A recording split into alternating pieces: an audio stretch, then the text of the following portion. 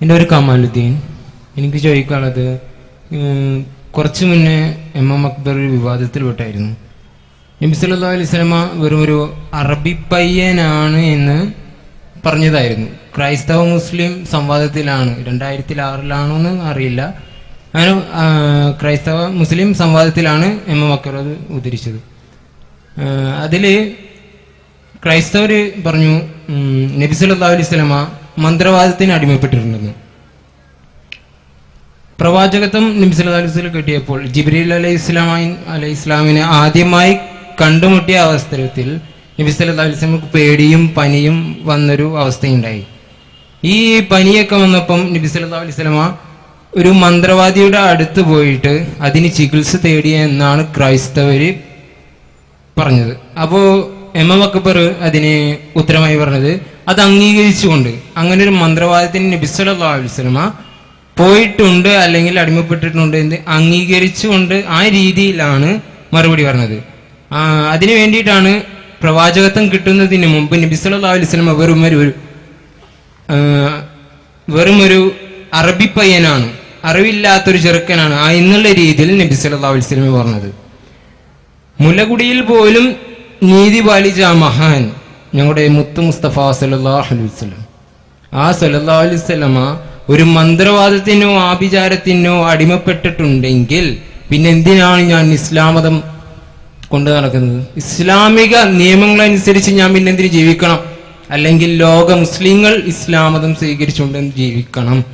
ഒരു അമുസ്ലിം പിന്നെ തിരിച്ചു വരേണ്ട ആവശ്യമുണ്ടോ ഇസ്ലാമിലോട്ട്? അല്ലെങ്കിൽ വരേണ്ട ആവശ്യമുണ്ടോ? മന്ത്രവാദത്തിന് അടിമപ്പെട്ട ഒരാൾക്കാണ് ഖുർആൻ കിട്ടിയത് അല്ലെങ്കിൽ അത്തരം കാര്യങ്ങൾ പറഞ്ഞത് തന്നതെങ്കിൽ. നബി മന്ത്രവാദത്തിന് അടിമപ്പെട്ടു എന്നും അദ്ദേഹം ഒരു സാധാരണ അറബി പയ്യനാണ് എന്നും എം അക്ബർ പറഞ്ഞു എന്നാണ് എൻ്റെ സുഹൃത്തിൻ്റെ പ്രശ്നം. ഇവിടെ ഇന്നത്തെ വിഷയം എം അക്ബർ പറഞ്ഞതും പറയാത്തതും എന്നതല്ല, എന്തുകൊണ്ട് മതം എന്നതാണ്. എൻ്റെ സുഹൃത്തിനോട് എനിക്ക് വളരെ വിനീതമായി പറയാനുള്ളത്, ഈ ക്രൈസ്തവ മുസ്ലിം സംവാദം, ഖുർആനിൻ്റെ ദൈവികത എന്ന വിഷയത്തിൽ നടന്ന സംവാദം ഇവിടെ നിച്ച് ഓഫ് ട്രൂത്തിൻ്റെ ഹാളിൽ ലഭിക്കും. ഒന്ന് കേൾക്കുക. ഞാൻ പറഞ്ഞത് എന്താണ് എന്ന് പോലും സുഹൃത്തിന് മനസ്സിലായിട്ടില്ല. ഒന്നുകിൽ ആരൊക്കെയോ പറഞ്ഞു തന്നത് മാത്രമാണ് എൻ്റെ സുഹൃത്ത് അതിൽ നിന്ന് കേട്ടിട്ടുള്ളത്. ഞാൻ എന്ത് പറഞ്ഞു എന്ന് ഇന്ന് അവൈലബിളായ ഈ സംഭവത്തിൽ ആർക്കും ഏത് പൊട്ടനും മനസ്സിലാകുന്ന രൂപത്തിലുണ്ട്. പക്ഷേ ചില സുഹൃത്തുക്കളെ സംബന്ധിച്ചിടത്തോളം അവർക്ക് അള്ളാഹു നല്ല മനസ്സ് കൊടുക്കട്ടെ എന്ന് നമുക്ക് പ്രാർത്ഥിക്കാം. എല്ലാറ്റിലും തിന്മകൾ കാണാൻ വേണ്ടി ഗവേഷണം നടത്തുകയും ആ തിന്മകളിൽ തങ്ങളുടെ അസ്തിത്വ സംരക്ഷണം നടത്തണമെന്ന് ആഗ്രഹിക്കുകയും ചെയ്യുന്ന ചില സുഹൃത്തുക്കൾ, അവര് ഇത് ഭാഗങ്ങളെ വെട്ടിമാറ്റിക്കൊണ്ട് തെറ്റിദ്ധരിപ്പിച്ചുകൊണ്ടാണ്. ഇവിടെ ആ സംവാദത്തിൽ ക്രൈസ്തവരുടെ വാദം പോലും എന്താണ് എന്ന് എൻ്റെ സുഹൃത്ത് മനസ്സിലാക്കിയിട്ടില്ല. ക്രൈസ്തവരുടെ വാദം റസൂലുള്ളാഹി സ്വല്ലല്ലാഹു അലൈഹി വസല്ലമ അദ്ദേഹം ആഭിചാര ക്രിയകൾ നടത്തിയിരുന്നയാളായിരുന്നു, ആഭിചാരത്തിന് അടിമപ്പെട്ടയാളായിരുന്നു. അതിൻ്റെ ഫലമായിട്ടാണ് പരിശുദ്ധ ഖുർആൻ ഉണ്ടായി വന്നത് എന്നാണ് ക്രൈസ്തവരുടെ വാദം. ഈ വാദത്തെ ഖണ്ഡിക്കുകയാണ് നമ്മൾ. അത് ആഭിചാരത്തിന് അടിമപ്പെട്ടവനാണ് എന്നല്ല ഗണ്ണിച്ചുകൊണ്ട് പറയുന്നത്. മറിച്ച് പ്രവാചകൻ സല്ലല്ലാഹു അലൈഹി വസല്ലമയെ 40 വയസ്സുവരെ അവിടെയുള്ള ആളുകൾക്കെല്ലാവർക്കും അറിയാം. ആ ആളുകളെ സംബന്ധിച്ചിടത്തോളം അവിടെയുണ്ടായിരുന്ന ആ അറബ് നാട്ടിലുണ്ടായിരുന്ന ആളുകളെ സംബന്ധിച്ചിടത്തോളം അവരോടൊപ്പം ജീവിക്കുന്ന അവരെപ്പോലെയുള്ള ഒരു സാധാരണ അറബി പയ്യനായിരുന്നു അദ്ദേഹം.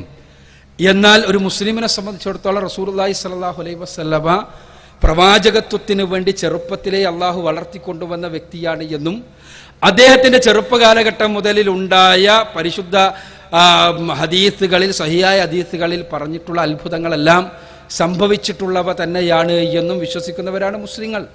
പ്രവാചകൻ സല്ലല്ലാഹു അലൈഹി വസല്ലമ ഒരു സാധാരണ അറബി പയ്യനായിരുന്നു എന്നൊരു മുസ്ലിം കരുതിയാൽ തീർച്ചയായും സ്വാഭാവികമായും അദ്ദേഹത്തിന്റെ പ്രവാചകത്വത്തെ നിഷേധിക്കലാണ്. പ്രവാചകത്വത്തെ നിഷേധിച്ചു കഴിഞ്ഞാൽ ഇസ്ലാമിൽ നിന്ന് പുറത്താണ്.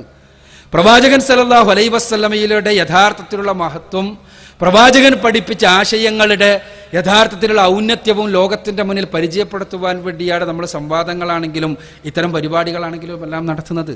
റസൂലുള്ളാഹി സ്വല്ലല്ലാഹു അലൈഹി വസല്ലമ പൈശാചികമായ ആഭിചാര ക്രിയകൾക്ക് വിധേയമായിരുന്നു എന്ന വാദത്തെ ഗണ്ണിച്ചുകൊണ്ടാണ് ഈ വിഷയം തന്നെ പറയുന്നത്. പ്രവാചകൻ സല്ലല്ലാഹു അലൈഹി വസല്ലമക്ക് അത്തരം വല്ല മന്ത്രവാദ ബന്ധവും ഉണ്ടായിരുന്നുവെങ്കിൽ അവർക്കറിയാം, ആ സമൂഹത്തിൽ ജീവിച്ചിരുന്ന, അവരോടൊപ്പം ജീവിച്ചിരുന്ന, അവരെ സംബന്ധിച്ചിടത്തോളം അവരുടെ വീക്ഷണത്തിൽ ഉള്ള അവരുടെ അല്ലമീനായ റസൂലുള്ളാഹി സ്വല്ലല്ലാഹു അലൈഹി വസല്ലമ, ആ പ്രവാചകന് അവർക്കറിയാം അദ്ദേഹത്തിൽ അങ്ങനെയൊന്നും ആരോപിക്കുവാൻ 40 വയസ്സുവരെ അവർ സന്നദ്ധമായിട്ടില്ല എന്നത് ക്രൈസ്തവരുടെ വാദത്തിന് മറുപടി പറഞ്ഞുകൊണ്ടാണ് നമ്മൾ പറയുന്നത്. ക്രൈസ്തവരുടെ വാദമാണ് അദ്ദേഹം ആഭിചാര ക്രിയകൾക്ക് വിധേയമായ ആളായിരുന്നു എന്നത്. അത് അല്ല എന്ന് സ്ഥാപിച്ചുകൊണ്ടാണ് നമ്മൾ ഈ കാര്യം പറയുന്നത്. അത് മനസ്സിലാക്കുക. അത് റസൂലുള്ളാഹി സ്വല്ലല്ലാഹു അലൈഹി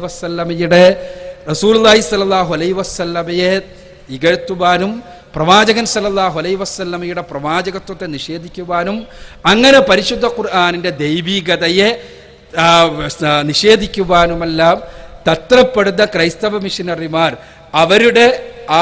അവരുടെ വാദങ്ങൾക്ക് മറുപടി പറയുകയാണ് ചെയ്തത്. അതല്ലാതെ റസൂലുള്ളാഹി സ്വല്ലല്ലാഹു അലൈഹി വസല്ലമ മോശമാണ്, റസൂലുള്ളാഹി സ്വല്ലല്ലാഹു അലൈഹി വസല്ലമ പിന്നെ ആഭിചാരം ക്രിയകൾക്ക് വിധേയമായ ആളാണ്, റസൂലുള്ളാഹി സ്വല്ലല്ലാഹു അലൈഹി വസല്ലമ ഒരു സാധാരണ അറബി പയ്യനാണ് എന്ന് മൈക്ക് കെട്ടിയിട്ട് എവിടെയും പ്രസംഗിക്കല്ല ചെയ്തത്. മറിച്ച് അവിടെ ക്രൈസ്തവ മിഷനറിമാരുടെ വാദങ്ങൾക്ക് കൃത്യമായ മറുപടി തന്നെയാണത്. കാരണം മക്കാ മുശ്രിക്കുകളെ സംബന്ധിച്ചിടത്തോളം മക്കാ മുശ്രിക്കുകൾ 40 വയസ്സ് വരെ റസൂലുള്ളാഹിയെ നിരീക്ഷിച്ചിട്ടുണ്ട്. പ്രവാചകൻ സല്ലല്ലാഹു അലൈഹി വസല്ലമയിൽ അവർക്കാർക്കും ഒരു ആഭിചാരമോ ഒരു മന്ത്രവാദമോ ആ രൂപത്തിലുള്ള ഒരു പ്രവർത്തനമോ പ്രവാചകനിൽ നിരീക്ഷിച്ചതായി അദ്ദേഹത്തിന്റെ ശത്രുക്കൾ പോലും പറഞ്ഞിട്ടില്ല. 40 വയസ്സിന് ശേഷം റസൂലുള്ളാഹി സ്വല്ലല്ലാഹു അലൈഹി വസല്ലമ പ്രവാചകത്വം പ്രഖ്യാപിച്ചുകൊണ്ട് രംഗത്ത് വന്നപ്പോഴാണ് ഈ വചനങ്ങൾ ആഭിചാരികമാണ്, ഈ വചനങ്ങൾ മന്ത്രവാദമാണ് എന്നെല്ലാം അവർ വാദിച്ചത്.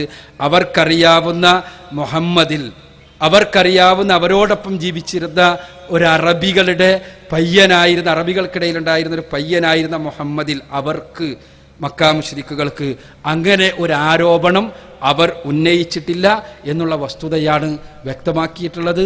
ഈ വിഷയത്തിൽ വ്യക്തിപരമായ വിഷയങ്ങളിൽ ഉള്ള മറുപടിക്ക് വേണ്ടിയുള്ള ഒരു പ്രോഗ്രാം അല്ല ഇത്. തീർച്ചയായും നിങ്ങൾക്ക് അത് വിഷയം എന്താണെന്ന് അറിയാൻ CD ഉണ്ട്. പിന്നെ പറഞ്ഞു നടക്കുന്നത് ഞങ്ങളെ സംബന്ധിച്ചിടത്തോളം പേടിയുള്ള കാര്യമല്ല.